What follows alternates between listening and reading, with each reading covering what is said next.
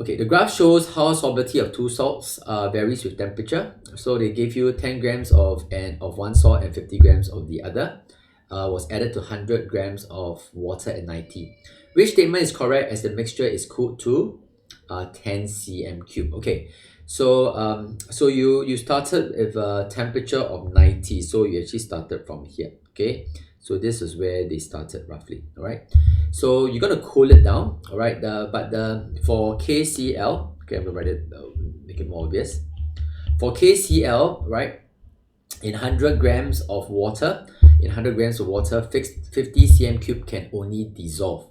All right, so when you move down, so you can imagine KCl, right, as the temperature decreases, right, the value will actually, the graph will move down this way. So by the time it starts to hit 50 is around here. I think 50 is about here. Okay, so I think if you have to check, I think my 50, okay, it's not very clear. Okay, let me see whether I can draw with a line here. So yeah, let me try this.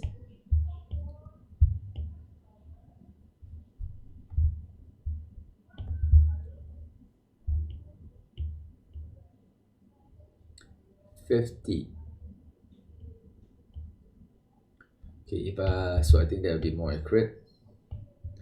Okay, 50 is somewhere around here, right? So if you read off the graph, I believe you get a value of about 76 degrees, right? So at this temperature, right, when it hits 50 grams, right, 50 grams is the maximum amount of potassium chloride that can dissolve. So if the temperature goes below 76, right, the maximum amount of potassium chloride that can dissolve is actually smaller and smaller. So that what it means is from here onwards, you'll start to see a precipitate. All right, so the first trace of precipitate occurs at 76 is the KCl. All right, look at potassium chlorate. 10 grams of potassium chlorate can dissolve. So where is 10 grams? I'm going to draw another line. Okay, I'm going to show you another line. So 10 grams is around here. So this is actually 10 grams. Okay, so for potassium chlorate, for it to see a PPT, it will be about 30 degrees. All right, I believe it's about around there. Okay, about 30 degrees. Okay, the aqueous solution is saturated with potassium chlorate and potassium chloride at 10 degrees Celsius. So which means at 10 degrees Celsius, okay, below 30 degrees Celsius, right, potassium chlorate will start to precipitate out.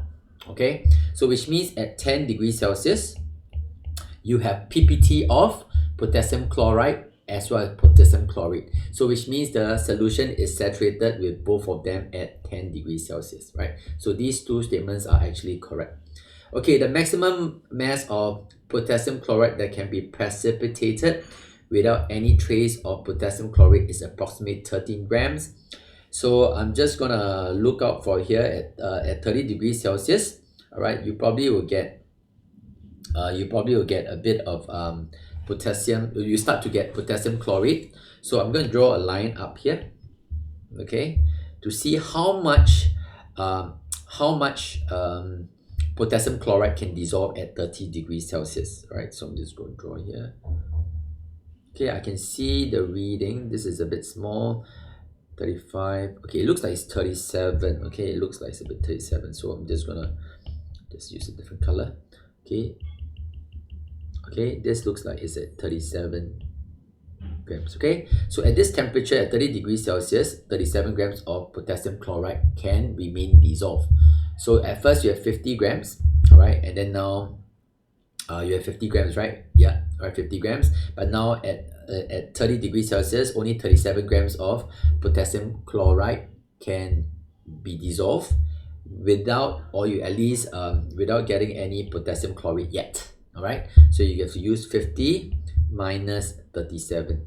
All right, 50 minus 37, so that gives you 13 grams. So this 13 grams is the amount, the mass of potassium chloride that will be precipitated, because in solution at that temperature only 37 grams can dissolve, right? So 13 grams. So this is also correct. Okay, so the answer is going to be 1, 2, and 3.